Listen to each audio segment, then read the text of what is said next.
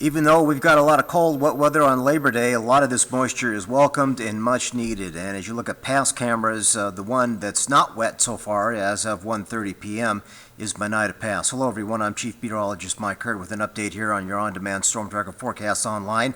Mountains picking up snow right now, and looks like it's a little worse along the Continental Divide. Look at the big fat flakes up there on McDonald Pass.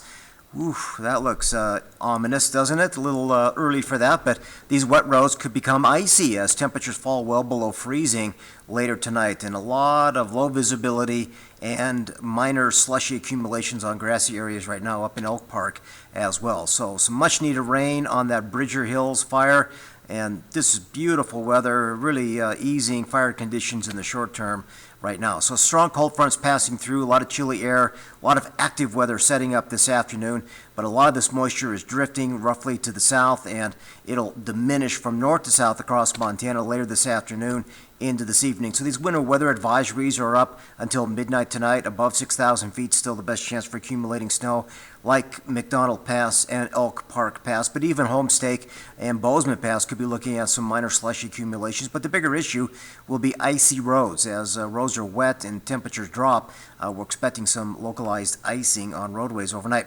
Take a look at this. Backcountry in Gardner, Cook City, the Absaroka, Beartooth Wilderness areas could see over a foot of snow at higher elevations with wind gusts around 40. There's a winter storm warning out until noon tomorrow. So here comes another round of wet weather, and it's been steady pretty much all morning.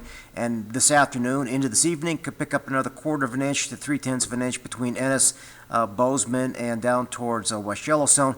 Lesser impacts down towards Dillon, Butte, and Anaconda, but still a little bit of wet weather is lingering over the area, and this is perfect. This is just exactly what we needed to calm the fire situation down, but moisture is coming to an end later tonight. Temperatures will be below freezing in Butte and around 55. Cool but dry for tomorrow.